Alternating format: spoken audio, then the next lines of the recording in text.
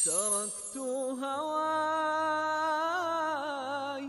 تركت بضاعتي دنياي تركت هواي تركت بضاعتي دنياي.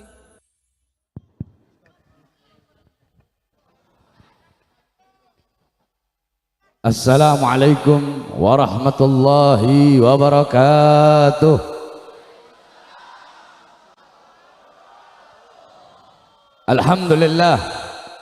Alhamdulillahil qawiyyi sultanuh, al-wadihil burhanuh, al-mabsut fil wujud karamuhu wa ihsanuh.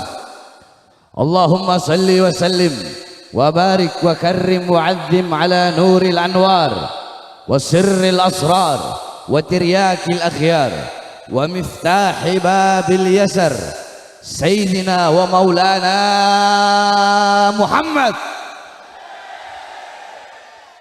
Muhammadinil Mukhtar wa alihil adhar wa ashabihil akhyar adada ni'amillahi wa ifdalih, amma ba'd. Yang saya cintai, yang saya muliakan, para alim ulama, para habaib, para kiai, para asatid, para masyayikh, para tuan-tuan guru, segenap tokoh masyarakat, segenap aparat pemerintah, wabil khusus sahibul hajat, sahibul bait, acara apa ini? Acara haul. Siapa yang di haul?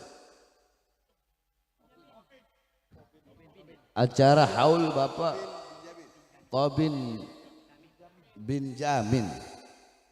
Berarti yang bikin haul anaknya. Yang bikin haul anaknya. Yang saya cinta, yang saya muliakan seluruh hadirin hadirat, bapak-bapak, ibu-ibu, khususnya para pemuda-pemudi umat baginda Nabi besar Muhammad yang selalu dimuliakan oleh Allah Subhanahu wa ta'ala. Saudara-saudara sekalian yang dimuliakan oleh Allah, kita duduk di ini majelis dalam rangka haul, yakni ini menunjukkan haul itu sebenarnya ada dua. Yang pertama, saya maknakan haul dulu. Haul itu maknanya tiga. Yang pertama, haul itu bisa diartikan sekeliling atau sekitar. Allazi barakna haulahu, yang kami berkahi sekitarnya, sekelilingnya. Yang kedua, haul maknanya bisa yakni upaya, daya, kekuatan. La haula wala quwwata illa. Tidak ada daya, tidak ada upaya. Nah, haul yang ketiga maknanya 1 tahun. Berarti setiap perputaran 1 tahun itu namanya haul. Nah, haul itu pun ada dua.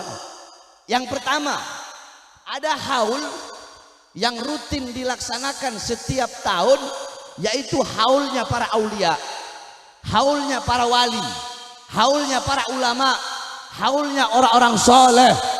Contoh, kita mulai dari Jakarta. Di Jakarta ada haul Habib Ali bin Abdurrahman al-Habsyi Kuitang, ada haul Habib Salim bin Ahmad bin Jindan, ada haul Habib Ali bin Husain al-Attas, ada haul Habib Husain bin Abu Bakar al-Idrus Keramat Luar Batang. Di Bogor ada haul Habib Abdullah bin Muhsin al-Attas Keramat Empang. Di Sukabumi ada haul gurunya para kiai-kiai Jawa Barat, yaitu al-alim billah, al-arif billah, al-habib Syekh al-Attas. Kemudian di daerah Jawa Tengah, di Tegal ada haul Haddad. Kemudian ada haul Pekalongan. Kemudian ada haul Habib Ahmad Tempel di Jogja. Di Banten ada haul Syekh Nawawi Al-Bantani. Kemudian ada haul Syekh Fatah di daerah Garut. Kemudian ada lagi haul Mbah Mangli di Jawa Tengah. Ada haul Mbah Mangli, ada haul Mbah Kiai Misbah. Kemudian di Jawa Timur ada haul Al-Habib Abu Bakar bin Muhammad As-Segaf Gresik. Ada haul Habib Saleh bin Muhsin Al-Hamid Tanggul. ada hall Habib Syekh Bafagi Botopote, ada hall Sunan Ampel, ada hall Habib Hadi bin Abdullah Al-Haddar Banyuwangi, ada hall Habib Saleh bin Muhsin Al-Hamid Tanggul di Madura, ada hall Kiai Khalil Bangkalan, kemudian hall para kiai, para masyayikh, para habaib sampai ke Bali, sampai di Sulawesi tempat kami, ada hall guru tua Habib Idrus bin Salim Al-Jufri, ada hall Imam Bonjol, di semua hall para aulia, hall orang-orang soleh. Nah ini haul yang pertama. Haul yang pertama ini adalah diadakan acara haul setiap tahun orang soleh, para wali, para aulia, agar kita yang duduk di majelis haul mendapatkan istifadah, ibrah, mendapatkan manfaat, mendapatkan pelajaran, agar kita menjadikan beliau-beliau yang dihauli, yaitu para aulia, orang-orang soleh, sebagai teladan kita, uswah kita, butuah kita dalam kehidupan kita sehari-hari. Zikrus sholihin kafaroh, mengingat orang-orang soleh, mengenang orang-orang soleh, itu adalah kafaroh, tebusan bagi dosa-dosa kita. Karena adat istiadat kita Ahlus Sunnah wal Jamaah itu pasti diadakan acara-acara haul. Nah itu yang pertama. Yang kedua, ada haul yang dimana haul ini bukan dia dibilang orang soleh, bukan dibilang ulama, bukan dibilang wali, bukan, dia hanya orang biasa. Akan tetapi dia meninggalkan anak-anak yang soleh dan soleha, sehingga dia mengundang setiap tahunnya, dia mengundang orang-orang untuk datang. Untuk apa? Untuk merayakan haul orang tua yang telah meninggal dunia. Dibacakan tahlil di situ, dibacakan yasin, dibacakan tahmid, takbir, tahmid, tamjid, salawat, yang dimana semuanya diniatkan untuk almarhum kedua orang tuanya. Dihadirkan para dai-dai, para ulama berkumpul, para ustadz, para kiai, para habaib berkumpul, umat berkumpul, terjalin silaturahmi, makan bersama-sama, semuanya ada di sini, saudara-saudara. Semua ibadah berkumpul di sini, menyambung tali silaturahmi, makan bersama-sama. Kita semua mendapatkan pahala sunnah. Di sini dibacakan yasin, dibacakan tahlil, tahmid, tasbih, takbir, tamjid, salawat, dihadiahkan untuk orang tuanya. Sampai-sampai satu, kita membaca la ilaha illallah. La ilaha illallah hisni. Faman gala la ilaha illallah dakhala hisni. Faman dakhala hisni faqad amana min adabi. Dalam ayat dalam hadis qudsi Allah berfirman, la ilaha illallah itu adalah benteng pertahananku. Barang siapa yang membaca la ilaha illallah, maka dia telah masuk ke dalam benteng pertahananku. Barang siapa yang masuk ke dalam benteng pertahananku, maka dia akan aman dari azab dan siksaku. Tadi kita membaca la ilaha illallah, kita niatkan untuk almarhum yang dihauli, maka almarhum akan aman dari azab dan siksa Allah Subhanahu wa ta'ala. Kemudian dibacakan yasin, sampai-sampai dalam hadis dikatakan, walaupun ini hadis derajatnya dhaif, tetapi bisa dipakai dalam fadhailul a'mal, bisa dipakai dalam targhib, bisa dipakai dalam tarhib. Sampai-sampai Al-Imam Ahmad bin Hanbal berkata, hadisun dhaifun ahabbu ilayya min qaulir rijal. Apa isi hadisnya? Yakni man qara'a yasin, barang siapa orang yang membaca yasin, maka Allah persiapkan kelak di akhirat sebuah istana yang temboknya terbuat dari emas putih, tanahnya terbuat dari kasturi. Dalam istana tersebut terdapat 99 kamar. Setiap kamar ada 99 ranjang. Setiap ranjang ada 99 kasur. Setiap kasur ada 99 bantal. Setiap bantal ada 99 bidadari, yang dimana ini Allah persiapkan bagi orang yang ketika di dunia suka membaca yasin. Itulah yang Allah persiapkan bagi almarhum di dalam kuburnya dan kelak di akhirat insyaallah. Loh Beb, kok banyak bidadari? Emang nanti istri nggak cemburu? Nah, banyak pertanyaan seperti itu. Ini pertanyaan yang sama yang ditanyakan oleh hakim waktu nyidang saya ketika itu, waktu kasus KM50. Jadi waktu kasus KM50, ya, ini nyambung lagi nih.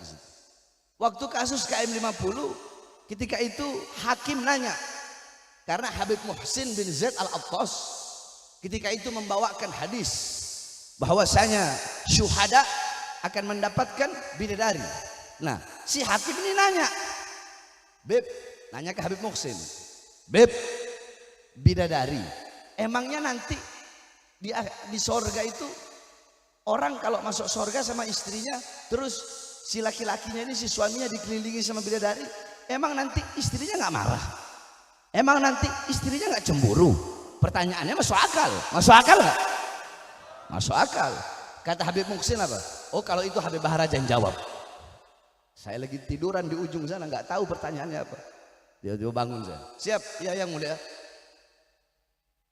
Habib Bahar, saya mau tanya, emang nanti di akhirat di sorga kalau ada bidadari, emang kalau suami istrinya nggak cemburu? Langsung saya jawab, yang mulia, di sorga itu, sorga tidak ada perkara, tidak ada sesuatu, tidak ada hal apapun, sesuatu apapun, perkara apapun yang bisa memutuskan kenikmatan. Tidak ada ngeludah, tidak ada mengedipkan mata. Di sorga nggak ada kencing, nggak ada buang air besar. Saya tanya yang mulia, cemburu itu memutuskan kenikmatan nggak? Kata majelis hakimnya, ya, memutuskan kenikmatan. Berarti tidak ada rasa cemburu di sorga. Nah, paham? Saya jelaskan ini jadi biar paham. Jadi kalau nanti kan banyak orang biasanya berpikir kan seperti itu. Loh, nanti kalau banyak bidadari gimana istri kita cemburu? Tidak ada. Tidak ada rasa cemburu di sorga. Karena cemburu itu memutuskan kenikmatan. Sedangkan di sorga tidak ada perkara-perkara yang memutuskan kenikmatan. Kemudian tadi dibacakan sholawat. Iya kan, sholawatan kan tadi diniatkan untuk almarhum. Qala Rasul sallallahu alaihi wasallam, man shalla alayya salatan wahidatan sallallahu alaihi biha asyra. Ini hadis ma'ruf, semua sudah tahu bahwasanya Rasulullah bersabda, barang siapa yang bersolawat kepadaku 1 kali, maka Allah akan bersolawat kepadanya 10 kali. Solawat dari Allah adalah rahmat. Ingat, solawat dari Allah adalah rahmat. Solawat dari malaikat adalah maghfirah. Malaikat memintakan ampunan. Solawat dari umat itu adalah doa. Berarti kalau satu orang yang bersolawat, 1 solawat, maka berarti Allah memberikan dia 10 rahmat. Jangankan 10 rahmat, 1 rahmat saja bisa mengampuni seluruh dosa makhluk. Maka bagaimana dengan 10 rahmat, saudara-saudara? Dijelaskan di kubur Nabi Muhammad SAW ada 1 malaikat yang Allah tugaskan untuk menyampaikan semua salawat umatnya disampaikan oleh malaikat itu, yang dimana malaikat itu terus berdiri di depan kuburnya Nabi Muhammad SAW. Ketika ada yang bersalawat kepada Nabi, Allahumma sholli ala sayyidina Muhammad wa ala ali sayyidina Muhammad, atau ya Rabbi sholli ala Muhammad, ya Rabbi sholli alaihi wasallam, maka malaikat itu berkata, ya Rasulullah, fulan bin fulan, fulan bin fulan, fulan bin fulan, disebut kau punya nama satu persatu di hadapan baginda Nabi besar Muhammad. Ya Rasulullah, ini yang punya acara ya Rasulullah, dia bikin acara haul abahnya. Mereka umat yang berkumpul bersalawat kepadamu ya Rasulullah. Apa kata Rasulullah? Bawa salawat mereka menghadap Allah Subhanahu wa ta'ala. Dibawa salawat kalian tadi, dibawa sama itu malaikat di hadapan Allah.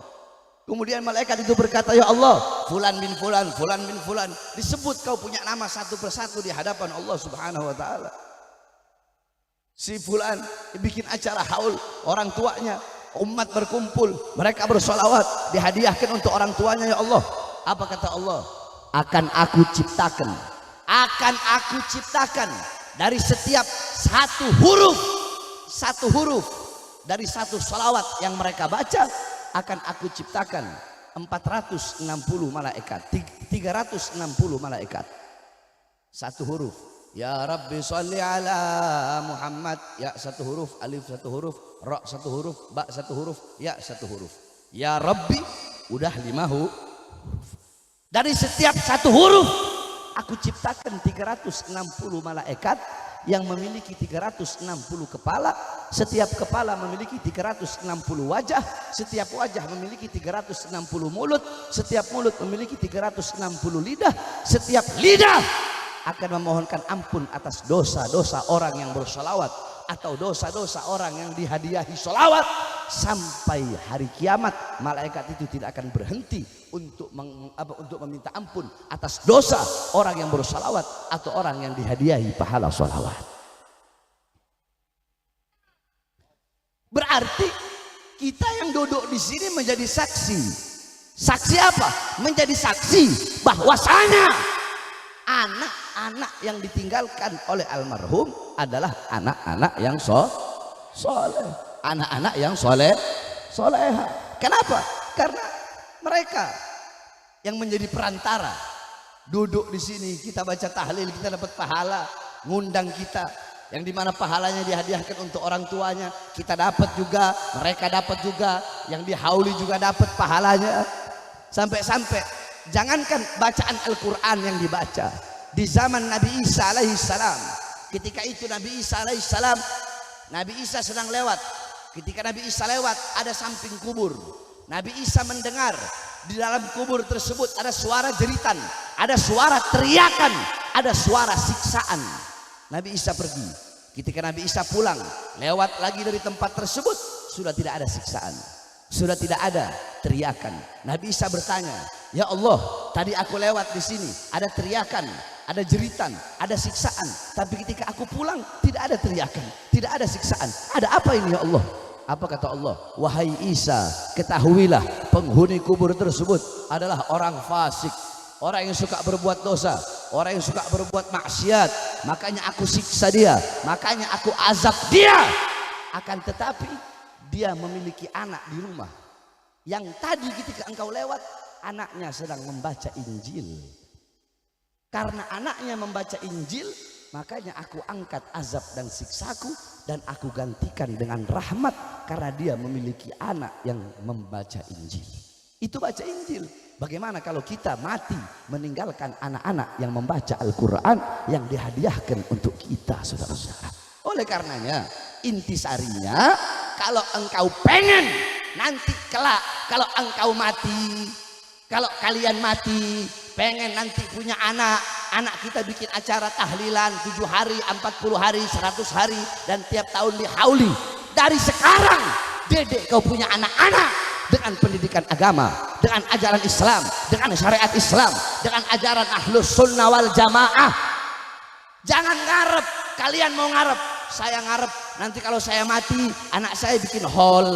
Nanti anak saya bikin hall, undang para habaib, para kiai, para ustadz, bikin acara hall, doakan saya. Jangan harap punya anak seperti itu kalau selama engkau masih hidup tidak pernah mendidik anak-anakmu dengan pendidikan baginda Nabi besar Muhammad. Saudara-saudara sekalian yang dimuliakan oleh Allah Subhanahu wa taala, bukankah dalam Al-Qur'an Allah Subhanahu wa taala berfirman, "Qu anfusakum wa ahlikum nara."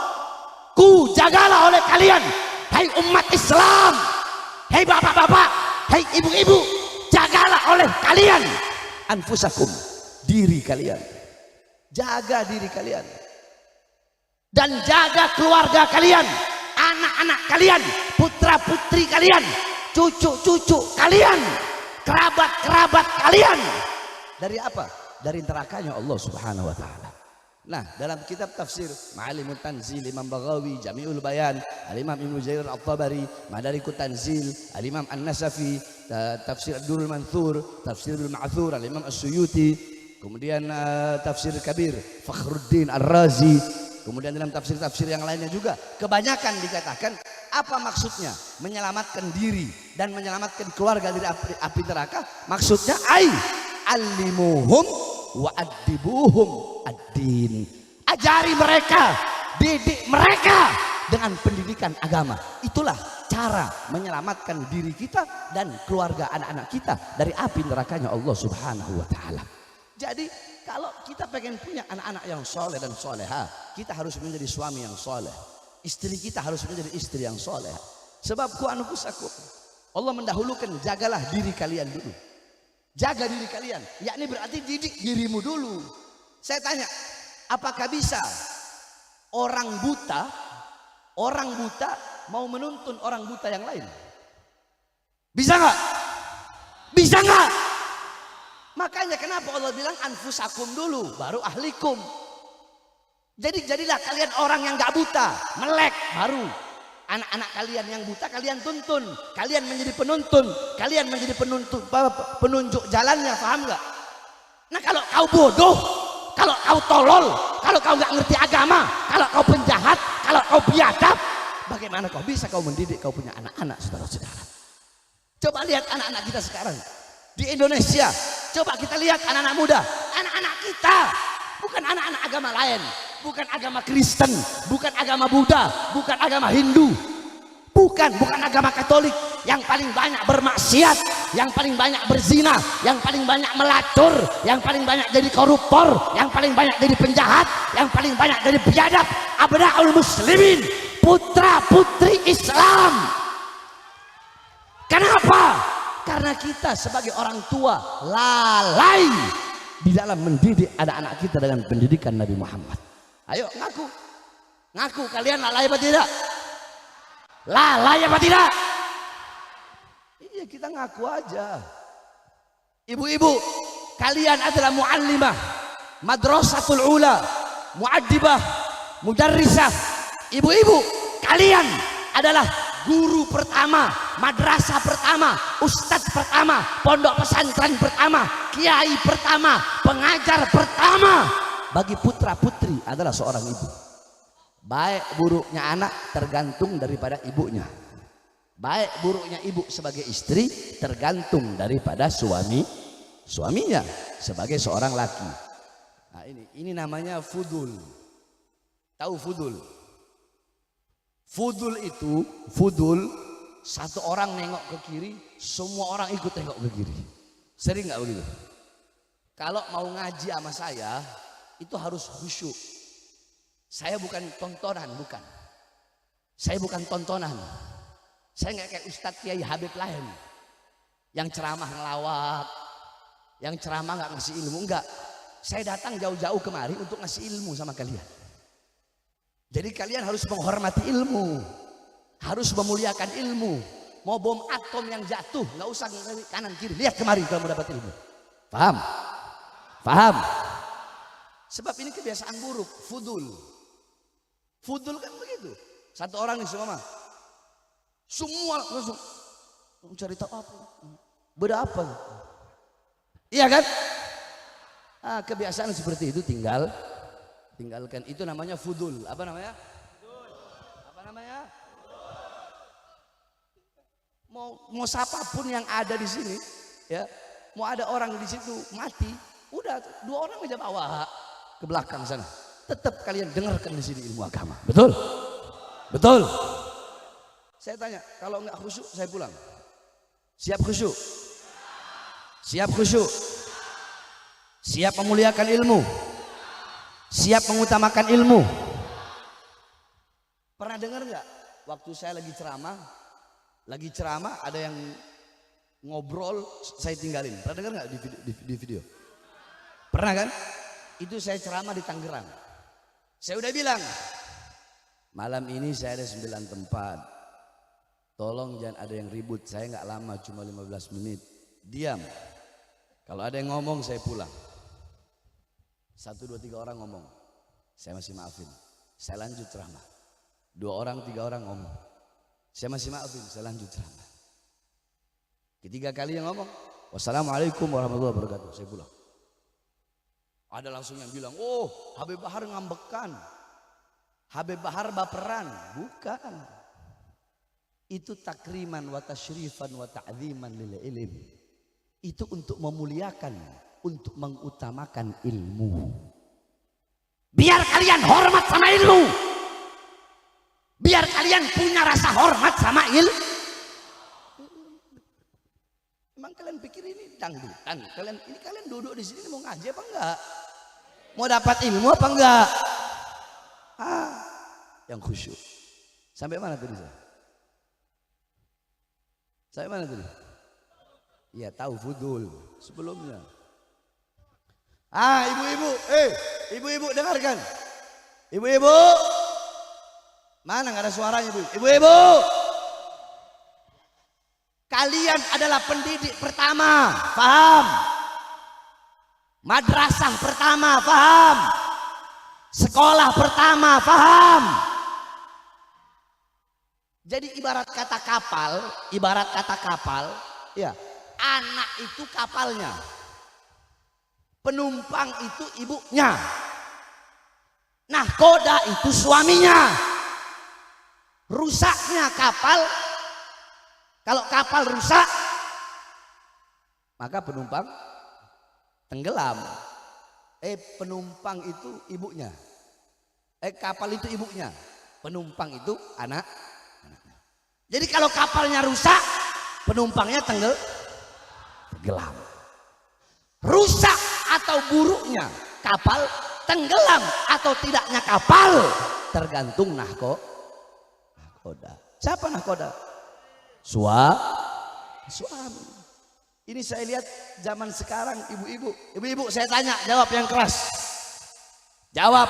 Intan, permata, berlian, pese, apakah kalian taruh di luar rumah atau taruh dalam lemari? Oh, ibu-ibu jawab. Kenapa kok pesen nanti ditaruh di luar rumah? Ada apa? Takut hilang, takut dicuri orang, takut dirampok orang. Emas, intan, permata, berlian, uang kalian kunci rapat-rapat dalam lemari kalian. Tapi kenapa anak-anak perempuan kalian umbar seperti binatang?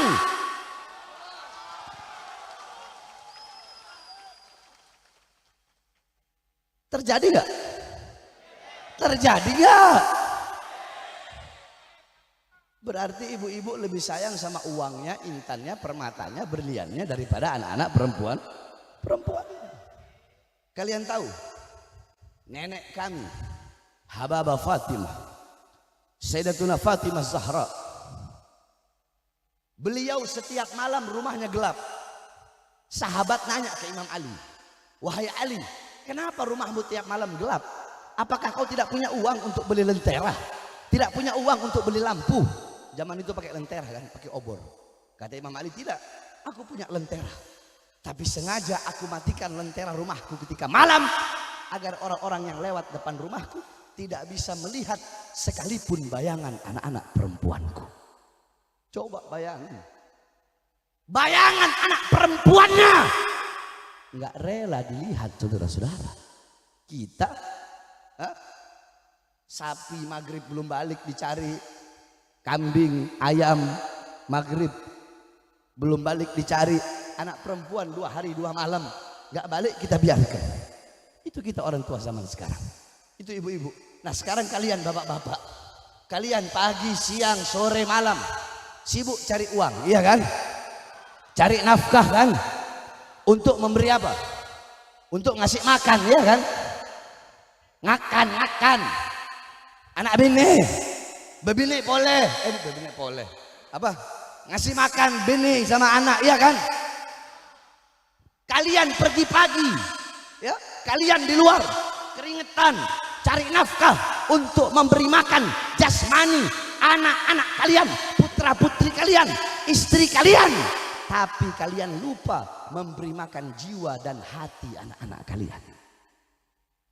Apakah kalian pikir kewajiban kalian sebagai orang tua cuma ngasih makan anak istri? Udah, itu aja kewajiban sebagai suami, sebagai bapak. Kalau kewajiban kalian sebagai suami, sebagai bapak cuma ngasih makan anak istri doang, apa bedanya sama binatang? Saya tanya, burung, kalian sama burung duluan mana bangunnya cari makan buat anaknya? Duluan? Tikus sama kalian duluan siapa bangunnya? Tikus keluar nyari makan buat apa? Buat ngasih makan anak-anak. Berarti kalau kita sebagai manusia, sebagai orang tua, sebagai bapak, tugas kita cuma cari nafkah, kerja hanya untuk ngasih makan jasmani saja. Apa bedanya dengan binatang? Betul. Ada yang lebih wajib. Apa itu? Memberi makan jiwa dan hati anak-anak kalian. Makanya jangan heran kenapa anak-anak kalian kalau cium tangan di pipi, ya kan? Cium tangan di dahi. Padahal harusnya cium tangan bukan di mulut, bukan, di bawah hidung. Dihirup.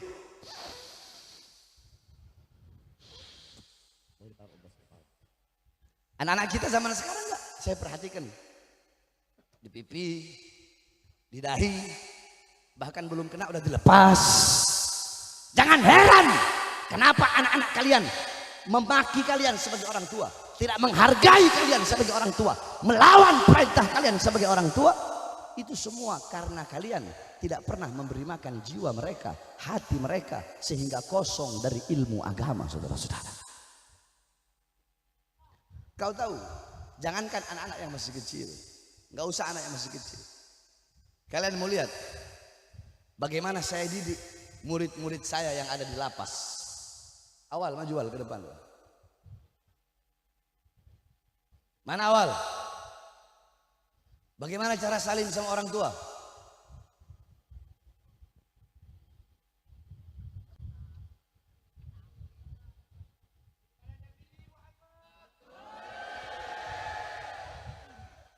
Ente pegang ini Wal, ente jalan dari situ kemari, kasih itu air ke guru ente atau orang tua ente, taruh. Ketika selesai ente taruh, ente mau pulang, ente mau balik lagi, bagaimana cara ente balik? Berani nggak ente membalikkan badan kepada orang tua dan guru ente? Lihat, bajingan, preman, bandar narkoba, pembunuh, mereka bisa kami didik dengan pendidikan agama. Masa kita sebagai orang tua nggak bisa ngedidik anak-anak kita, saudara-saudara? Awal di lapas ada berapa anak-anak? 1.400 napi, semua seperti tadi. Akhlaknya, adabnya, sopan santunnya, mereka hafal 180 hadis, mereka tahu hukum-hukum fikih. Makanya kita yang di luar ngelihat orang bertato, ngelihat preman, ngelihat bajingan, jangan langsung sok merasa diri kita lebih mulia dari mereka. Ini yang hadir belum tentu hafal 5 hadis saja, belum tentu. Betul tidak? Itu di lapas anak-anak hafal 180 hadis. Semua tergantung kita bagaimana kita mendidiknya. Apalagi kita sebagai orang tua. Kalau kalian pengen punya anak yang soleh-soleha, yang nantinya bakal bikin acara seperti ini untuk kalian, pahalanya mengalir sampai hari kiamat. Idza mata ibnu Adam idqata amaluhu illa min thalatha sadaqatin jariyah al ilmu yantafa'u bih wa waladun salih yad'ulah. Apabila manusia wafat, manusia meninggal, terputus semua amal-amalnya. Kita masih hidup sholat, dalam kubur bisa sholat. Kita masih hidup puasa, dalam kubur bisa puasa. Berarti terputus. Nah, ada 3 amal yang tidak akan pernah terputus kalau 3 amal ini kita tinggalkan ketika kita masih hidup. Salah satunya apa? Anak yang soleh yang mendoakan kedua orang tuanya. Sebab kenapa? Saudara-saudara, penghuni kubur, kalian mau tahu? Penghuni kubur itu mereka butuh makanan. Penghuni kubur butuh. Cuma bedanya kalau kita makannya nasi, kalau mereka makanannya adalah doa yang dikirimkan oleh orang-orang yang masih hidup. Makanya saya heran kalau ada orang Wahabi. Tahu Wahabi? Tahu nggak Wahabi? Di Madura ada Wahabi. Banyak. Orang Madura jadi Wahabi. Ada. Waduh, setahu saya Madura ini aswaja semua. Oh, ada Wahabinya Madura? Ada. Wahabi yang suka bilang maulid bid'ah, tahlil bid'ah, baca Fatihah ke orang yang sudah meninggal bid'ah, ziarah kubur bid'ah, haul bid'ah, wa kullu bid'atun dolalah, wa kullu dhalalatin finnar. Ada yang begitu. Dulu pernah ada satu orang Wahabi ngomong begini, mana ada doa orang yang hidup itu sampai ke orang yang mati, nggak mungkin, kata dia begitu. Saya kalau menjawab pakai dalil kelamaan. Saya bilang, bapak kamu masih ada? Udah meninggal, Beb. Oh, ya Allah ya Rabb, hancurkan bapaknya dia, azab bapaknya dia, siksa bapaknya di dalam kubur ya Allah. Marah dia, Beb, Habib kau doanya buruk begitu ke bapak saya. Berarti kau percaya doa itu sampai. Sebab dia marah. Kalau dia nggak marah, kalau dia nggak percaya doa itu nggak sampai, ngapain harus marah? Betul. Doa itu sampai karena makanannya penghuni kubur itu doa. Makanya dalam satu riwayat diceritakan dulu, yakni ada seorang alim bermimpi, dia sedang berada di alam kubur. Ketika ada orang lewat di kubur tersebut membaca Al-Fatihah ila arwahil muslimina wal muslimat wal mu'minina wal mu'minat Allahumma ighfir lahum warhamhum wa'afihim wa'fu anhum bisirril Fatihah. Itu semua penghuni kubur berebutan. Berebutan apa? Berebutan Fatihah. Karena Fatihah makanan mereka, doa itu makanan mereka. Ada satu penghuni kubur yang tidak pernah berebut. Ini orang alim tanya, kamu kenapa kok nggak mau berebut seperti mereka? Apa kata ini orang ahli kubur? Ngapain saya harus berebut? Orang saya punya anak, tiap hari anak saya bacakan saya Fatihah. Tiap hari saya punya makanan sendiri, tidak seperti mereka yang mereka tidak punya anak yang membacakan Fatihah untuk mereka. Akhirnya beberapa saat kemudian, beberapa minggu, beberapa bulan kemudian, ini orang alim mimpi lagi. Mimpi yang sama. Cuma bedanya ketika ada Fatihah, si orang tadi yang punya anak yang selalu baca Fatihah ikut berebutan. Kalau mimpi yang pertama nggak ikut, mimpi yang kedua ikut berebutan. Dia tanya, kok sekarang kamu berebut? Dulu kamu nggak berebut? Ya, karena anakku telah wafat, karena anakku telah tiada, sehingga aku tidak punya lagi orang anak yang selalu membacakan doa, yang dimana ini adalah makanan bagiku di dalam kubur. Jadi berbakti, intinya ini kan berbakti sama orang tua tidak hanya sebatas semasa hidupnya saja, tetapi berbakti kepada kedua orang tua walaupun orang tua telah wafat, walaupun orang tua telah tiada. Wajib bagi kita untuk berbakti kepada kedua orang tua. Bagaimana caranya kalau berbakti kepada kedua orang tua yang telah wafat? Dengan mengirimkan Paham? Itu yang pertama yang akan saya bahas, yang sudah saya bahas. Udah paham ya tentang haul ini? Kedua, sekarang adalah tahun baru Hijri, bulan Muharram. Jadi bulan haram itu ada 4, Syahrul Hurum 4, 3 mutatabi'in. Bulan haram itu ada 4, 3 berturut-turut. Dzulqa'dah, Dzulhijjah, Muharram. Yang satu berada terpisah, yaitu bulan Rajab. Nah, saudara-saudara, dulu umat Islam tidak punya kalender. Umat Islam tidak punya kalender Hijri, yang dipakai kalender Komariah. Jadi mereka umat Islam zaman dulu, di zaman sebelum Rasul, sesudah Rasul, sampai Sayyidina Abu Bakar, sampai zaman Sayyidina Umar bin Khattab, mereka nggak punya tahun. Yang dipakai kalender Komariah, hitung-hitungan menurut bulan. Jadi mereka tahu Ramadan, dan setiap bulan itu ada nisbatnya. Contoh Ramadan, kenapa dinamakan Ramadan? Penisbatannya dari kata Romdod yang artinya hawanya sangat panas. Coba ayo kalian kalau Ramadan pergi ke Makkah Madinah sana, hawanya panas kan? Nah makanya diambil dari kata Romdod. Kemudian apalagi Syawal, bulan Syawal itu penisbatannya diambil dari kata syalat anaqatu bidzanabiha. Onta perempuan mengangkat ekornya sebagai tanda nggak mau kawin. Sehingga karena tidak punya tahun, maka mereka menamakan tahun itu sesuai dengan peristiwa atau kejadian terbesar yang terjadi pada tahun tersebut. Paham nggak? Contoh, Rasulullah lahir. Lahir Rasulullah tahun apa? Jawab, tahun apa? Tahun apa? Loh, kenapa Beb? Kok dinamakan tahun gajah? Summiya ama wiladatihi amul fil. Li'anna malikal habasyah ja'a ilal ka'bah lihadbil ka'bah. Ja'a ilal makkah lihadmil ka'bah. Wa kana fi filun azim.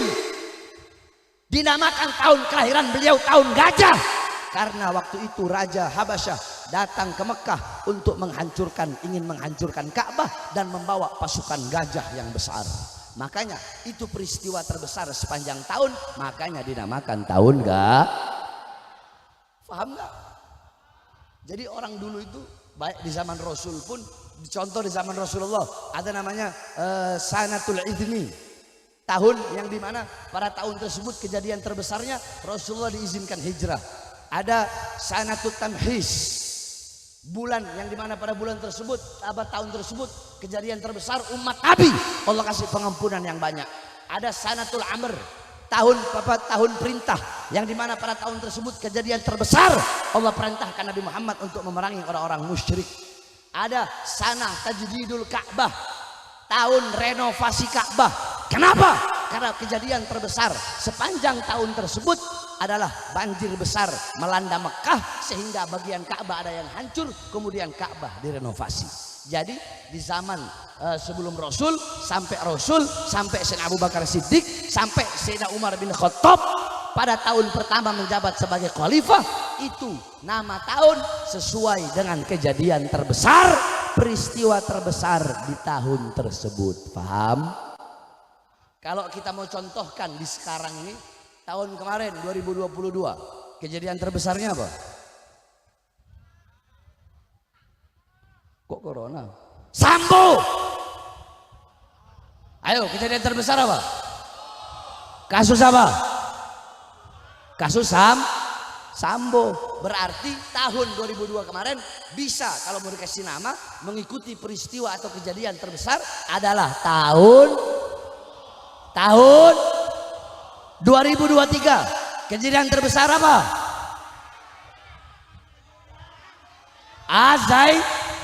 Azai. Berarti tahun ini bisa dinamakan tahun atau tahun Panji Gumilang, si anjing goblok itu. Paham? Iya. Alhamdulillah dia ditahan ya. Alhamdulillah. Saya kan udah bilang waktu diwawancara sama TV One, seberapa yakin Habib bahwasanya Panji Gumilang itu bisa ditahan? Seberapa yakin? Sebesar apapun dia, sebesar apapun pelindungnya, penjaganya, tetap jikalau kami bersama Allah, maka kami akan diberikan kemenangan oleh Allah Subhanahu wa taala.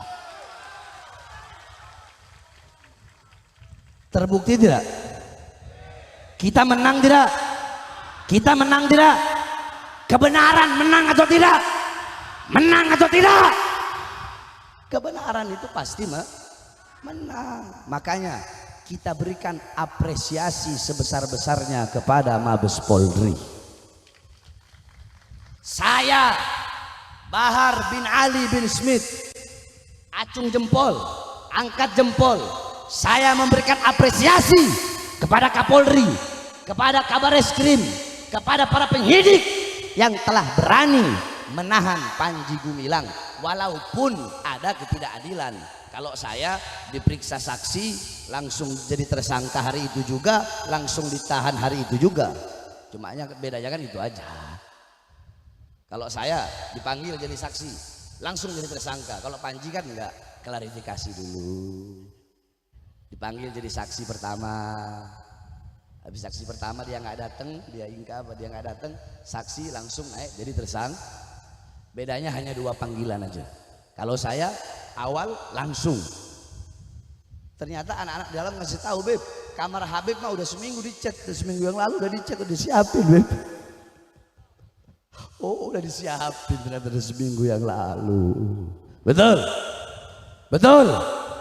Berarti dengan ditangkap, dengan ditahannya Panji Gumilang yang sesat dan menyesatkan. Ini adalah bukti bahwasanya masih ada keadilan di Indonesia. Betul? Betul? Betul? Nah, tapi jangan cuma Panji Gumilang, kan banyak penista-penista agama lain yang dilaporkan. Betul? Ade Armando, Abu Janda, Sukmawati, dan lain-lainnya. Proses juga mereka, tangkap juga mereka. Apakah karena Panji Gumilang viral? Kadang kan petugas-petugas ini aparat begitu, kalau udah viral baru bertindak cepat. Kayak Sambo aja udah viral, wah cepet bertindaknya. Kalau nggak viral ya nggak bertindak. Betul? Betul? Makanya kemarin kan saya udah sumpah, saya udah bilang di depan Menko Polhukam, saya bilang, hei aparat kepolisian, hei pejabat, hei pemerintah, kami umat Islam sudah cukup sabar. Demi Allah, jikalau Panji Gumilang tidak kalian tangkap, maka saya akan ajak umat Islam datang untuk ratakan Az-Zaitun. Allahu Akbar. Alhamdulillah akhirnya Panji Gumilang ditang. Harusnya bukan hanya Panji Gumilang, semua, siapapun dia, apapun agamanya, apapun rasnya, apapun sukunya, kalau dia menistakan agama manapun yang dinistakan, mau agama Islam, mau agama Kristen, mau agama Buddha, mau agama Hindu, yang dinistakan wajib untuk diadili dengan seadil-adilnya. Tahan, penjarakan. Saudara-saudara, sekeras-kerasnya saya, kalian pernah nggak lihat saya hina agama lain? Kalian pernah lihat saya hina agama Kristen? Pernah lihat ceramah saya menghina agama Katolik? Pernah saya musik-musik agama lain?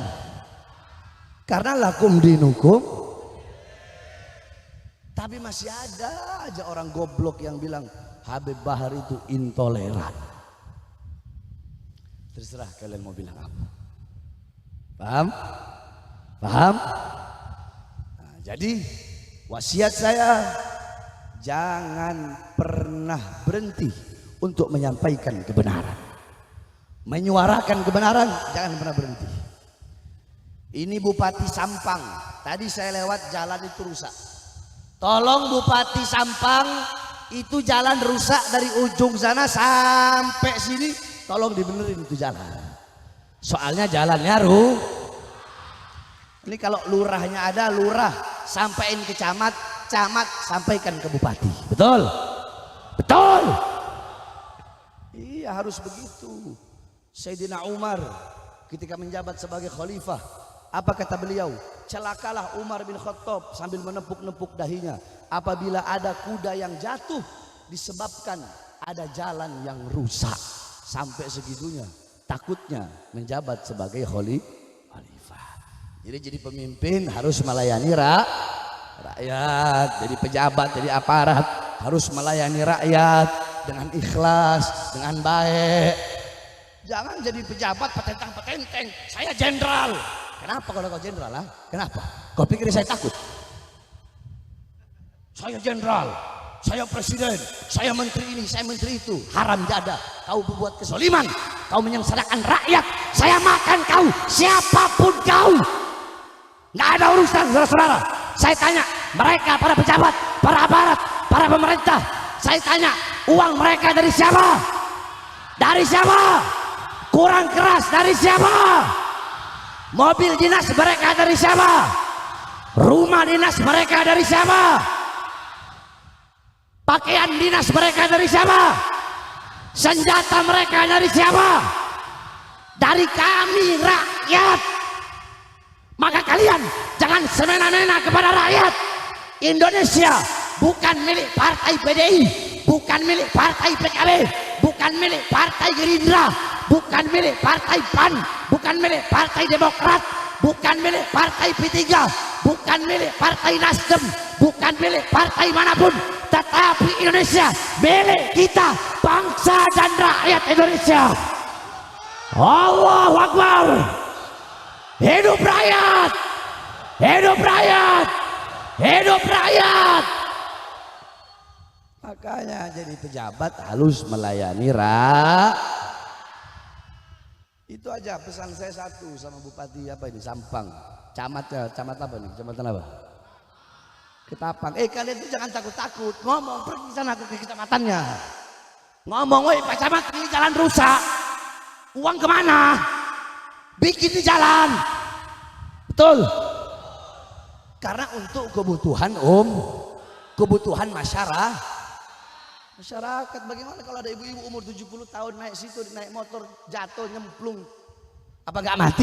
Siapa yang tanggung jawab coba? Paham? Mudah-mudahan nanti 3 hari lagi langsung dibangun jalan itu.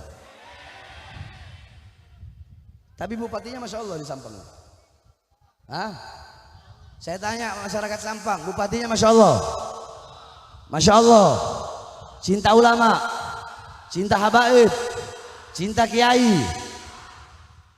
Benerin semua jalan-jalan di pelosok-pelosok Sampang. Udah itu aja. Hah? Apa? Hah? Hah?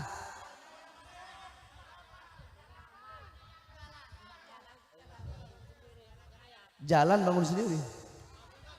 Apa? Rakyat patungan, masyarakat patungan untuk bikin jalan. Lah terus uang untuk jalan kemana? Dimakan, dirampok, dicuri. Ya berarti bukan masya Allah, biadab itu namanya. Jangan. Itu harus dikeluarkan oleh pejabat setempat, aparat setempat. Sampaikan ke lurahnya, mana lurahnya? Lurah hadir nggak? Hadir? Nggak hadir? Woi, lurah apa namanya ini? Hah? Pancor. Woi, lurah Pancor. Camat apa? Woi, camat Ketapang. Woi, Bupati Sampang. Bangun jalan untuk masyarakat Sampang. Jangan ambil dari uang mereka, ambil dari uang kalian. Negara sudah mempersiapkan.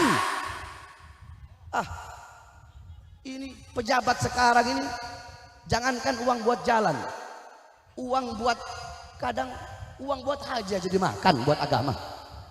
Betul? Uang sapi kurban dimakan.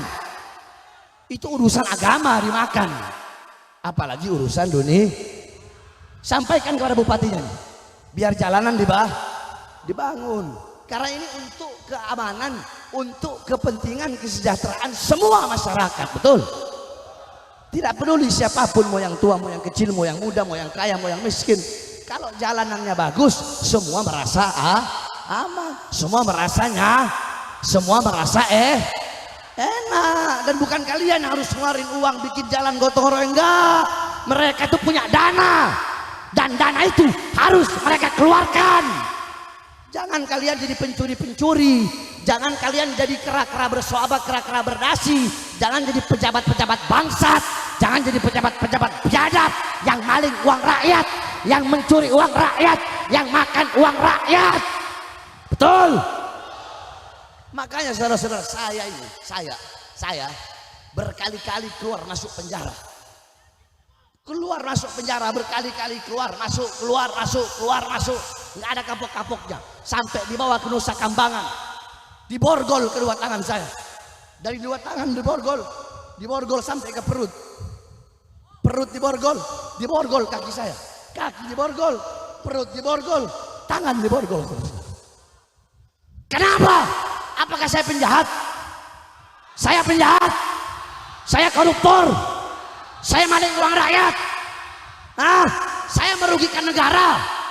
Saya jual aset negara? Tahu kenapa? Kenapa saya ditahan? Dibawa ke Nusa Kambangan? Karena saya ceramah. Ceramah saya dibilang provokasi. Ceramah saya dibilang meresahkan. Pertanyaannya, apa isi ceramahnya? Kan gitu. Waktu itu lagi awal-awal corona, saya bebas. Ada PSBB. Kan kalian dikurung dalam rumah. Oh, kalau orang kampung nggak di kota tuh dikurung dalam rumah, nggak boleh keluar. Oh, Madura nggak pakai corona. Orang Madura. Bukan orang Madura. Bukan orang Madura kena corona. Corona kena orang Madura. Waktu itu saya ceramah, hei pejabat, hei aparat, hei presiden, kenapa rakyat kalian kurung dalam rumah tapi tidak kalian kasih makan, minum dan kebutuhan pokoknya? Itu salah. Salah saya ngomong begitu. Salah. Itu provokasi. Itu provokasi. Itu meresahkan. Meresahkan atau pembelaan? Meresahkan atau pembelaan? Terus saya bilang, hei pejabat, hei aparat, mal-mal, perusahaan-perusahaan, kantor-kantor milik asing tetap buka di masa corona, tapi warung-warung kecil milik pribumi kalian paksa untuk tutup. Itu provokasi katanya. Provokasi. Provokasi. Meresahkan. Meresahkan. Yang ketiga saya bilang, hei pejabat, di masa corona berapa banyak anak-anak muda yang hilang pekerjaan, pengangguran, tapi tenaga kerja dari asing, dari Cina terus kalian kirim di masa corona, kalian kirim ke daerah Polewali Mandar di masa corona, padahal banyak anak-anak muda Indonesia yang pengangguran. Salah saya ngomong begitu. Meresahkan, provokasi. Terus apa itu? Yang keras apa? Apa? Apa? Tapi kata mereka provokasi. Terus yang goblok siapa? Saya atau mereka? Yang goblok siapa? Yang bodoh siapa? Yang tolol siapa? Ya emang meresahkan. Meresahkan bagi orang-orang yang ngomong kalau itu meresahkan. Paham? Karena saya udah bilang, lidah nangkok ya. Lidah saya itu kayak alkohol. Tahu alkohol? Kalau kulit bedelok kena alkohol, perih nggak? Perih nggak? Tapi kalau kulit nggak ada luka, kena alkohol, adem nggak? Adem nggak? Nah begitu juga. Kalau ada pejabat, pemerintah, ustadz, kiai, habib, dai, siapapun yang merasa sakit hati dengan ceramah saya, berarti di hatinya ada makanya sakit dia. Bagaimana caranya? Pak Harry bin Smith harus masuk penjara. Betul? Kalau pejabatnya lurus, ustadznya lurus, kiainya lurus, habibnya lurus, ya nggak akan ada masalah. Adem-adem aja, betul? Karena yang saya bela rakyat. Saya bukan penjahat. Yang saya bela rakyat yang susah, rakyat yang kelaparan, rakyat yang menderita, rakyat yang ditipu, rakyat yang diberi janji-janji palsu. Makanya saya bersumpah demi rakyat, demi bangsa, demi negara, demi Indonesia, jangankan hanya penjara, nyawa saya, jiwa saya, darah saya murah harganya untuk tumpah, saudara-saudara. Allahu Akbar, Allahu Akbar, Allahu Akbar. Paham? Paham? Terakhir,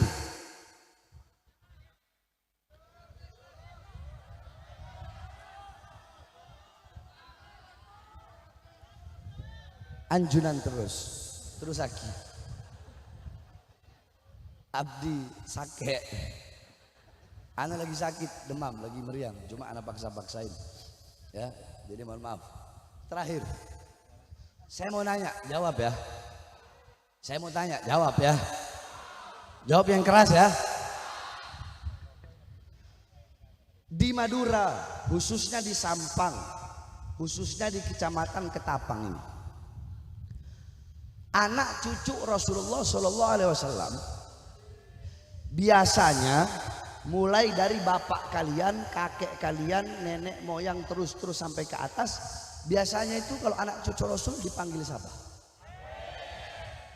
Benar. Yang benar. Dipanggil siapa? Dipanggil siapa? Yang benar. Benar. Dari zaman bapak. Dari zaman bapak. Dari zaman kakek. Dipanggil siapa? Benar. Benar. Oke. Berarti udah menjadi uruf. Udah menjadi uruf. Uruf itu adat istiadat yang baik. Sama seperti kiai, lorah, ya kan? Ya. Kalau di Lombok tuan guru, di Aceh tuan guru. Ya, di Jawa Timur, Jawa Tengah Gus, ya. Kiai, ustadz, syekh, abuya, di mana? Padang Sumatera Barat dipanggil abuya. Itu kan uruf. Ya, betul. Ada nggak di Al-Quran sebutan ustadz? Ada nggak di Al-Quran sebutan kiai? Ada nggak sebutan di Al-Quran sebutan uruf? Sebutan lorah? Ada nggak sebutan abuya? Begitu juga Habib. Itu adalah uruf. Paham? Uruf itu adalah suatu adat istiadat yang baik, yang sudah bercampur dengan masyarakat setempat. Saya tanya sekali lagi, anak cucu Rasulullah di sini biasanya dikenal dipanggil siapa?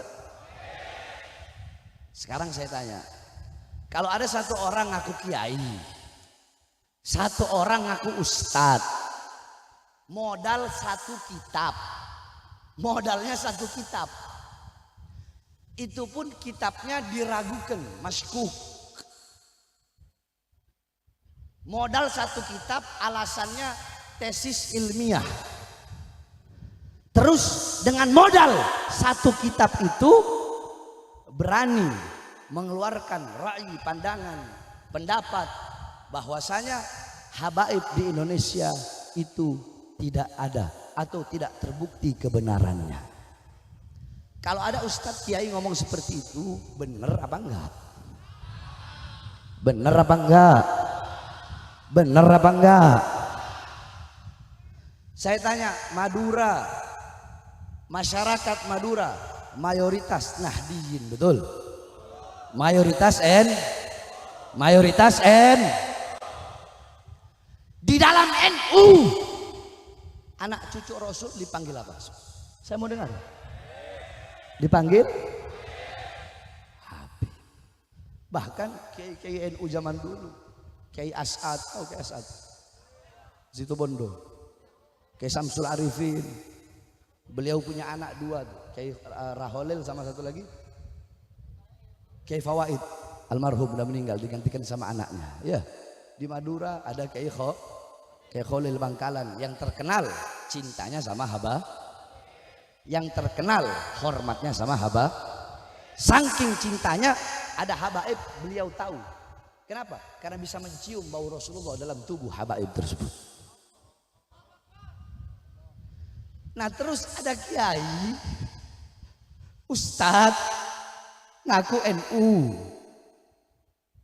Baru kemarin sore, dulunya FPI. Tapi karena nyalon bupati nggak direstui sama ketua FPI, akhirnya loncat. Terus dulu cinta sama habaib. Dulu kita harus mencintai para habaib. Kita harus mencintai anak cucu Rasulullah. Sekarang beda. Kalau orang seperti itu konsisten tidak?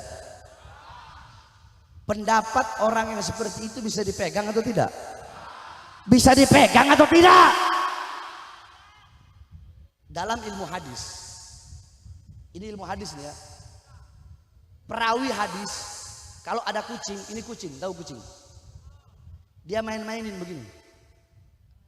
Contoh ngasih ikan, ditarik lagi, kayak dimain-mainin gitu. Ditarik lagi, tuh kucing mau makan, dia tarik tuh ikan. Orang yang begitu tuh, main-mainin kucing begitu, tidak bisa menjadi perawi hadis, saking hati-hatinya. Paham gak? Apalagi orang yang mencela-mencela begini. Dulu mengakui adanya habaib, dulu cinta habaib, terus sekarang menafikan habaib. Belajar di mana? Digorong-gorong belajarnya. Hah? Betul? Betul. Saya tanya, orang Madura terpengaruh tidak? Orang Madura terpengaruh tidak? Terpengaruh apa tidak? Kiai-kiai zaman dulu cintanya sama habaib luar biasa, betul. Nah ini orang-orang seperti ini mau memecah belah antara habaib dan kiai, mau memecah belah antara umat penghasut, pengiri, dengki, pengadu domba. Orang-orang begini nih yang suka ngadu domba umat Islam. Habaib sama kiai mau dibentuk.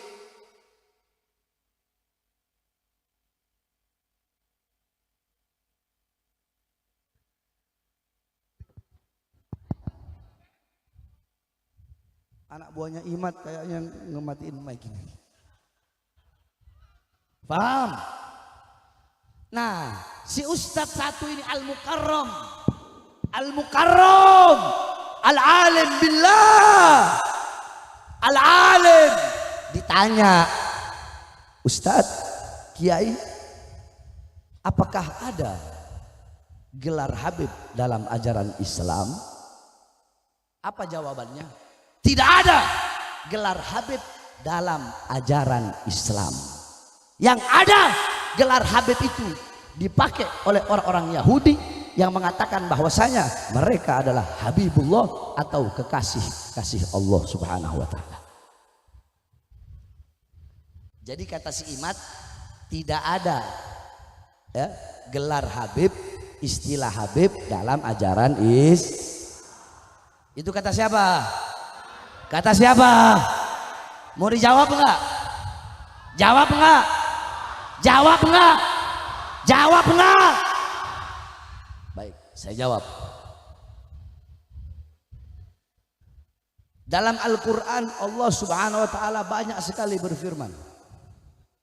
Innallaha yuhibbut tawwabin, innallaha yuhibbul mutatahhirin, innallaha yuhibbul muttaqin, innallaha yuhibbul kata. Allah mencintai orang yang bertaubat. Allah mencintai orang yang bertaubat. Allah mencintai orang yang baik. Allah mencintai orang yang sabar. Allah mencintai banyak dalam Al-Quran. Yuhib. Banyak gak? Banyak gak?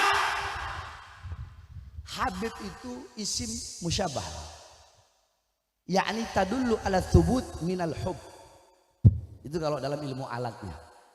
Jadi Habib itu adalah sebuah kata yang menunjukkan kepada perasaan cinta, ketetapan hub, thubut, ketetapan cinta dulu ala thubut minal hub, menunjukkan ketetapan daripada cinta. Berarti orang yang mencintai dan dicintai, al-muhib wal mahbub fahuwal habib. Yang mencintai dan dicintai maka dia adalah kita ngomong lafat dulu, lafat secara lafat. Lihat aja kitabnya Ibn Mandur Lisanul Arab atau dalam kitab Mu'jamul Ma'ani. Kau buka tuh kitab situ. Di situ dijelaskan kok rinci dalam kitab tersebut. Itu yang pertama. Yang kedua, ada satu hadis riwayat Jabir bin Abdullah dalam kitabnya Al-Imam Ibn Asakir. Ya, dalam kitabnya Al-Imam Ibn Asakir ada satu hadis yang dimana dalam hadis tersebut qala Rasul sallallahu alaihi wasallam habata alayya Jibril faqala Jibril ya Muhammad innallaha yukri'uka salam faqala ya habibi inni kasautu wajha Yusuf binuril kursi wa kasautu wajhika binuril arsy. Nabi Muhammad bersabda, turun kepadaku Jibril, datang kepadaku Jibril dan berkata, wahai Muhammad, Allah mengucapkan salam kepadamu dan Allah berkata, ya habibi, wahai kekasihku, ya habib. Allah menyebut Nabi Muhammad dengan sebutan apa? Dengan sebutan apa? Dengan sebutan apa? Dengan sebutan apa? Coba kalian bayangkan, Allah sebut Nabi Muhammad dengan sebutan Kok bisa ada orang ngaku kiai, ngaku ustadz, ngomong Habib tidak ada dalam ajaran Islam? Hah? Pantas disebut ustadz? Pantas? Pantas disebut kiai? Pantas? Ayo jawab. Masa kalau mau benci sama Habib jangan sampai segitunya dong. Bener? Silahkan benci sama kita orang, tapi jangan sampai ngomong tidak ada Habib dalam ajaran Islam. Lah terus kita kalau marhabanan, ya Nabi salam, ya Rasul salam, ya Habib.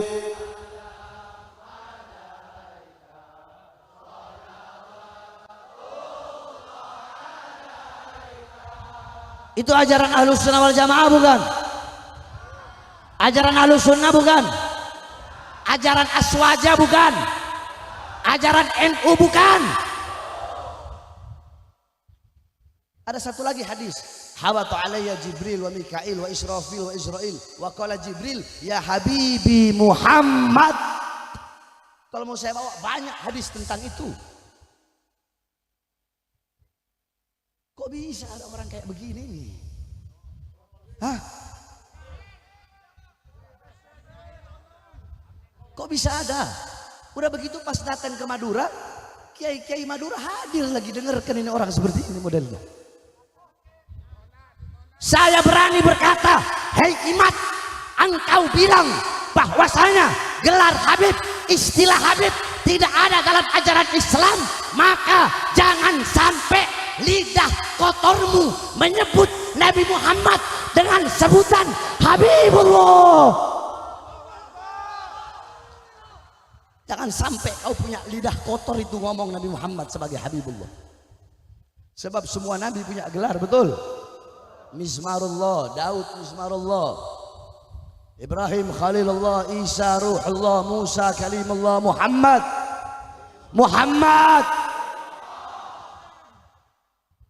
Orang belajar di mana? Terus ditanya lagi, Kiai, bagaimana kalau bagaimana hukumnya seseorang yang dipanggil Habib? Apa jawabnya? Kalau dengan dia dipanggil Habib bisa membuat dia sombong, yatafakhar bil ansab, membanggakan nasabnya, maka hukumnya haram.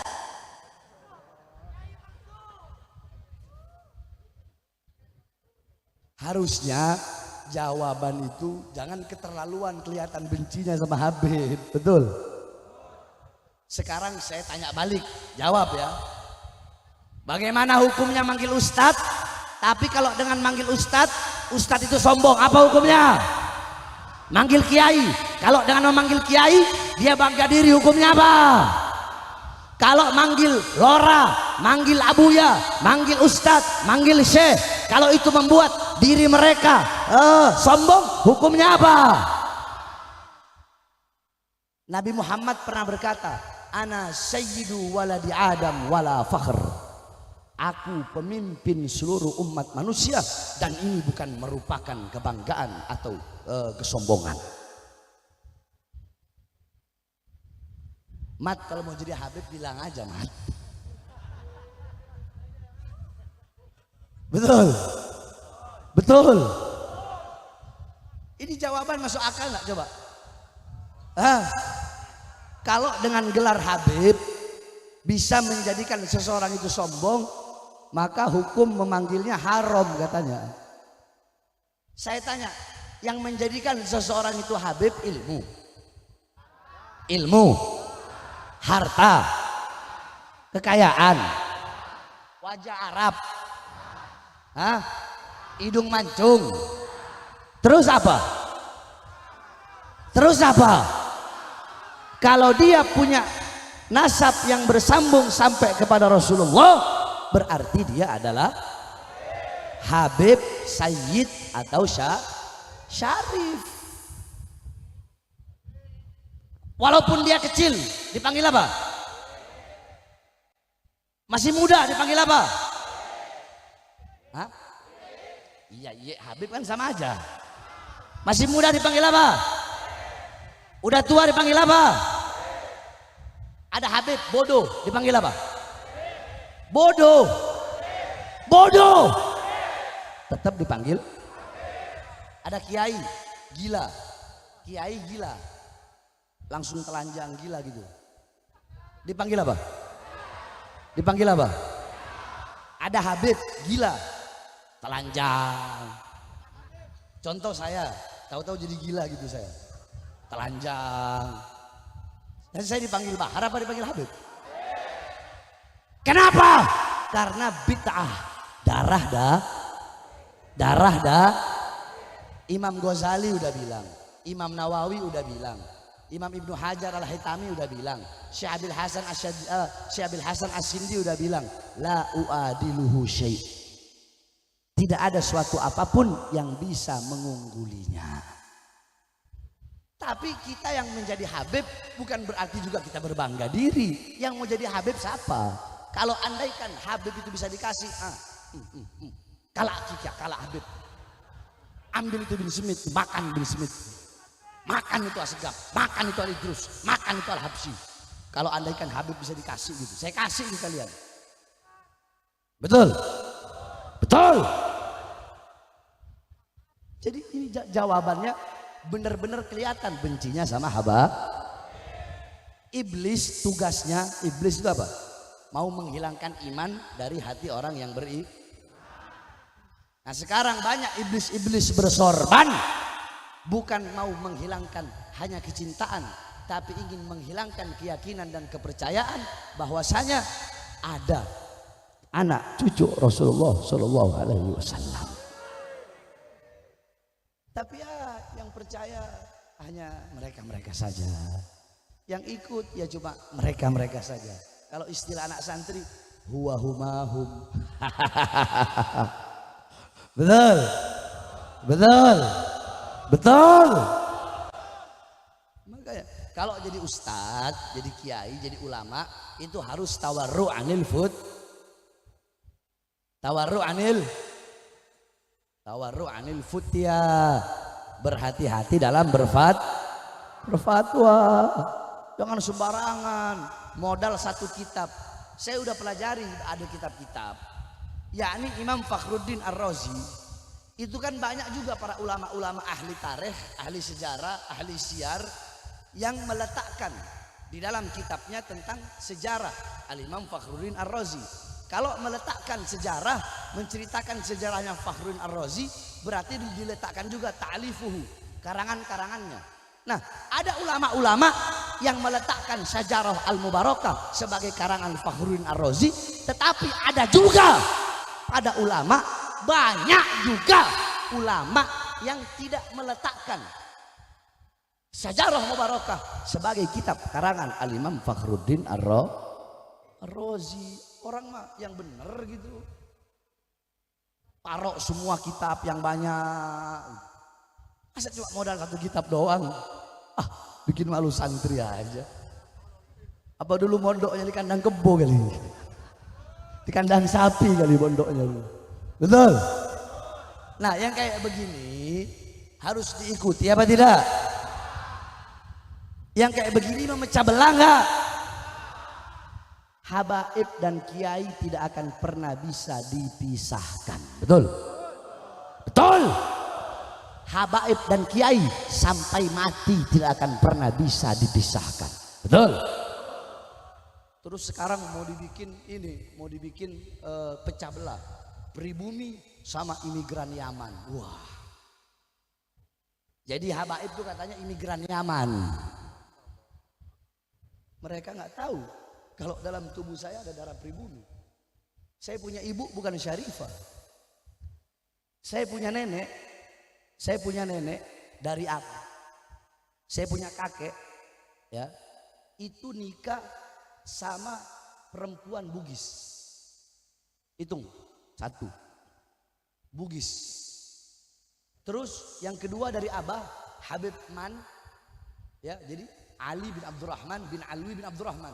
Nah Habib Abdurrahman ini nikah sama anaknya Raja Sanger, Raja Sanger Mangan itu.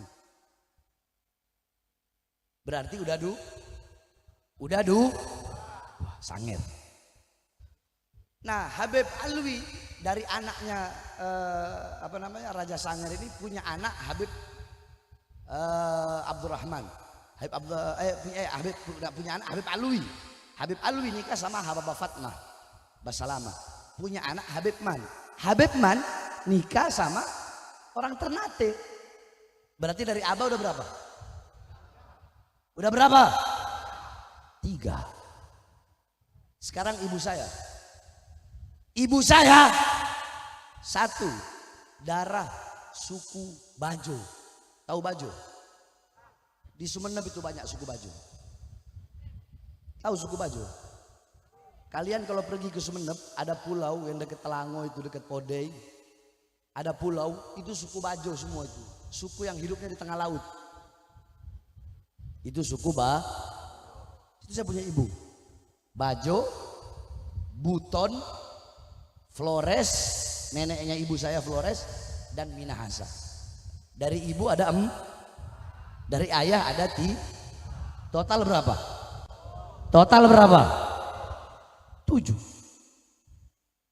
Oh, pribumi-pribumian. Ayo kita pribumi-pribumian. Saya pinggirin dulu Habibnya. Jangan pecah belah umat. Betul. Betul. Jangan pecah belah Tapi kalau umat yang paham, umat yang berakal, ya insya Allah dia bakal paham. Mana yang baik, mana yang buruk, mana yang benar, mana yang salah, dia bakal paham. Nah, saya tanya, masyarakat di sini paham apa enggak? Kalau paham, mau ikut dia, mau ikut kena racunnya dia, apa tidak? Kena apa tidak? Kena apa tidak? Berarti orang pinter. Berarti orang sebab banyak orang-orang pinter juga kena. Orang-orang pinter juga kena. Wali Songo sekarang dibikin jalurnya ke Musa Al-Kazim. Padahal udah jelas Wali Songo itu dari Sayyid Abdul Malik Azamat Khan bin Alwi Amul Fagih. Ini udah jelas. Habib Lutfi bin Yahya Pekalongan pernah menjelaskan nasab Wali Songo yang nyambung ke Amul Fagih. Ustadz Agil Sirot pernah ngebahas nasab Wali Songo yang nyambung sampai ke Amul Fagih. Lah ini kok sekarang mau dilencengkan, mau dibikin ke Musa Al-Kazim sama Al-Hasani. Kenapa mereka bikin seperti itu? Karena tadi kalau Wali Songo ya, yang benar, memang karena Wali Songo kan nasabnya nyambung ke Alwi Amul Fagih. Alwi Amul Fagih ini adalah nyambung nasabnya ke Alwi bin Ubaidillah bin Ahmad Al-Muhajir yang dinafikan oleh si Imad. Jadi kalau si Imad menafikan Alwi, menafikan Ubaidillah bin Ahmad Al-Muhajir, berarti Imad juga telah menafikan Wali Songo. Nah, karena dia nggak mau, makanya mereka gimana caranya agar Wali Songo itu nyambung turunannya ke Musa Al-Kazim atau ke Al-Hasani. Paham? Aduh, saya udah paham propaganda kayak begini. Kalian mau main-main sama saya ajari cara mainnya bagaimana, Jong. Betul, betul, betul. Seseorang mulia bukan dengan nasab. Seseorang mulia dengan ilmu. Seseorang mulia dengan takwa. Tapi tidak dipungkiri juga bahwasanya nasab juga bisa menjadikan seseorang itu menjadi mulia. Saya bangga.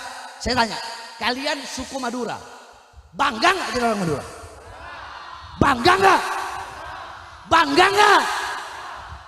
Semua suku kan mereka punya kebanggaan masing-masing, iya kan? Saya bangga jadi suku ini, saya bangga jadi suku ini.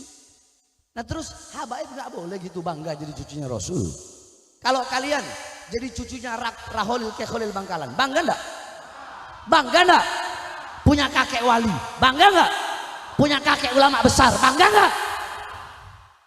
Nah terus masa ya habaib nggak boleh bangga jadi anak cucu Rasulullah? Betul? Berarti orang yang nggak suka berarti ha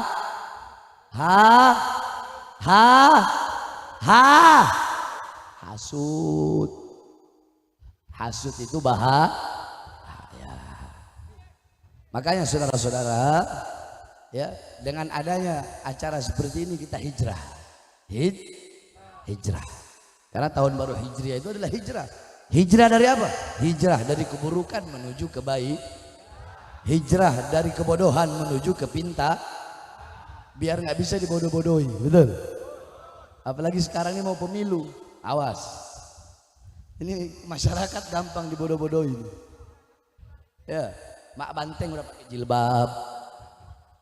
Tahu Mak Banteng? Siapa? Awas, ditangkap kalian nanti. Ditangkap kalian. Mak Banteng siapa Mak Banteng? Megawa. Anaknya siapa nama anaknya? Nama anaknya siapa? Kalau udah mau pemilu begini biasanya pakai apa? Pakai Jadi jilbab dibikin kayak warung, buka tutup, buka tutup, buka tutup, buka tutup. Ya, yang nggak pernah pakai peci pakai, yang nggak pernah ke masjid datang ke yang nggak pernah datang ke kiai datang ke kia. Saya berjanji akan memakmurkan rakyat. Saya berjanji akan mensejahterakan rakyat. Saya berjanji akan menegakkan keadilan seadil-adilnya. Saya berjanji akan membuat rakyat sejahtera, makmur, sentosa. Tetapi setelah jadi, yang makmur bukan rakyat, yang sejahtera bukan rakyat, yang makmur orang-orang asing, yang sejahtera orang-orang asing. Kita rakyat Indonesia menjadi budak di negara kita sendiri, saudara-saudara. Betul. Betul. Ibu-ibu, saya tanya ibu-ibu, jawab yang keras. Ayo, sembako naik enggak? Naik enggak? Minyak naik enggak? BBM naik enggak? Enak enggak? Makanya hijrah, jangan mau dibodoh-bodoh. Hijrah dari bodoh menuju Habib juga harus hijrah dong. Dari ceramah keras menuju ceramah lembut. Aduh, saya ini orangnya nggak bisa munafik saya. Saya nggak bisa sok-sokan ceramah-ceramah lembut tapi punya hati yang keras. Mendingnya beginilah saya apa adanya, tapi saya punya kelembutan hati yang tidak bisa kalian lihat, saudara-saudara. Paham? Paham? Ayo sama-sama kita Beb, dosa saya banyak. Sebesar apapun dosa yang pernah engkau lakukan, ada yang lebih besar. Apa itu? Pintu pengampunan Allah lebih besar dari segala dosa-dosa yang pernah kita lakukan. Siap bertaubat, siap kembali kepada Allah, siap taat kepada Allah, siap patuh kepada Allah, siap ikut ulama, siap ikut kiai, siap ikut habaib. Allahu Akbar. Allahu Akbar. Terakhir sebelum saya tutup, saudara-saudara, saya ini lagi bangun pondok pesantren. Pondok pesantren saya gratis, haram jadah, saya terima bantuan dari pemerintah. Saya nggak mau, karena kalau saya terima bantuan nanti saya ceramahnya begini. Masya Allah, ini polisi baik, ini bupati, gubernur, oh ini presiden, Masya Allah mukanya polos, otaknya. Ayo nanti saya muji-muji pejabat. Makanya Imam Ghazali bilang, jangan terima apapun yang datangnya dari pejabat yang zalim. Sebab kalau kalian terima, akan tertanam dalam hati kalian rasa simpati kepadanya, sehingga maksiatnya kalian biarkan, mungkaratnya kalian biarkan. Contoh, ada kiai dikasih uang sama pejabat. Satu saat pejabat itu berbuat dosa, enak nggak tuh kiai mau negor? Enak nggak ada mau negor? Kenapa nggak enak? Kiai Arab pak kiai tak tegur rea kiai, lo engkau todus, engkau mare dikasih semen 10.000 sak pondok, banyak gak? Banyak gak yang begitu? Banyak gak? Makanya sebagai bentuk ikhtiar kehati-hatian saya nggak mau terima bantuan dari pejabat. Pesantren saya gratis. Ayo kalau ada anak-anak Madura, di sana banyak santri dari Madura. Mau masuk gratis, nggak usah bayar. Kenapa saya bikin gratis? Karena saya ngelihat banyak pondok masuk 10 juta, 5 juta, 10 juta, 15 juta, 20 juta. Bagaimana orang-orang yang susah? Bagaimana anak-anak miskin, anak-anak fakir, anak-anak yatim? Janda-janda tua yang punya anak yang pengen pondok, pengen belajar agama tapi nggak punya uang, bagaimana nasib mereka? Makanya saya bikin gratis. Pondoknya pondok salaf, murni salaf, nggak ada sekolah. Kalau mau sekolah di luar sana, nggak ada sekolah. Ya, murni salaf. Tapi ya itu, kalau mau mondok di tempat saya harus kuat-kuat mental. Harus kuat Pelajaran yang dipelajari fikih, usul fikih, ayatul ahkam, tafsir ayatul ahkam, hadisul ahkam, syarah hadisul ahkam, nahwu, shorof, i'rab, i'lal, insya, imla, balaghah, bayan, ma'ani, mantik, arud, syair, gawafi, munadharah, mujadalah, muhawarah, hadis, mustalah hadis, takhrij hadis, ilmu tarjih wa ta'dil, tafsir bil ma'sur, tafsir bil dirayah, tafsir bil ra'yi, sama muhadharah. Itu pelajaran-pelajaran. Satu hari itu belajar 7 pelajaran. Satu hari makan cuma 2 kali. Satu hari makan cuma 2. Sebab santri kalau kebanyakan makan jadi goblok. Makanya santri-santri saya itu alhamdulillah. Mondok setahun insya Allah udah bisa baca kitab. 5 tahun mondok keluar insya Allah udah bisa dakwah, udah bisa ceramah, bisa buka majlis taklim dan bisa ngajar. Itu yang paling penting. Bisa ngajar. Orang kalau ceramah gampang. Tidak semua penceramah itu adalah seorang muallim. Paham? Kalau ceramah apal 2 hadis, apal 2 ayat Quran, modal mental bisa ceramah. Coba suruh buka kitab. Coba suruh ngajar. Tapi kalau muallim, seorang pengajar, pasti dia bisa ceramah. Itu yang saya tekankan kepada murid-murid saya. Saya selalu bilang sama mereka, kalian mondok di sini. Kalian nggak boleh niat dan tujuan kalian, saya mondok pengen seperti Habib Bahar, nggak boleh. Saya nggak pengen punya murid yang sama seperti saya. Saya pengen punya murid yang harus lebih dari saya. Banyak kan guru nggak mau disaingi sama murid, iya kan? Banyak nggak? Oh kalau saya kebalik, murid saya harus lebih berani dari saya. Murid saya harus lebih banyak di penjara dari saya. Itu baru muridnya Bahar bin Smith, saudara-saudara.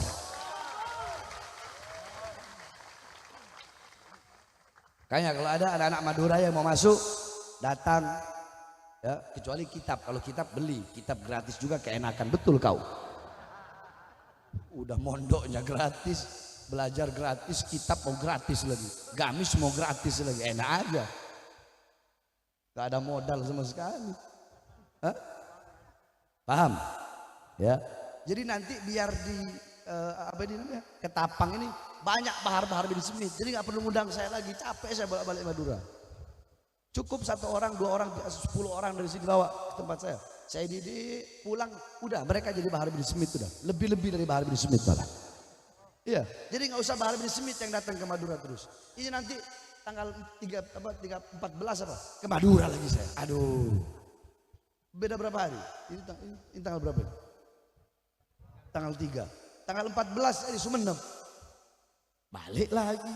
Aduh. Kenapa orang Madura ini gak bosan-bosan? Kenapa harus saya tanya, kenapa? Hah? Banyak Habib lain, Cong. Habib lain banyak. Apa? Cinta. Kenapa? Kalau cinta itu ya nggak sebulan 3 kali juga datangnya. Kan kasihan daerah-daerah yang lain. Saya harus ke Aceh, ke Sumbar, Sumut, Sumsel, belum ke Sulawesi, belum ke daerah NTB, NTT, kan biar kebagian semua. Kalau Madura terus kasihan daerah-daerah yang lain. Makanya ntar nggak tahu nih bisa apa enggak nih tanggal 14 datang. Ya, makanya saya harapkan kepada seluruh bapak-bapak, ibu-ibu yang hadir pada malam hari ini, karena kami sedang pembangunan. Itu anak santri udah nggak muat tidur sampai di lapangan. Kami sedang bikin asrama. Karena kami tidak terima bantuan dari pemerintah, jadi dari umat untuk umat. Paham? Paham?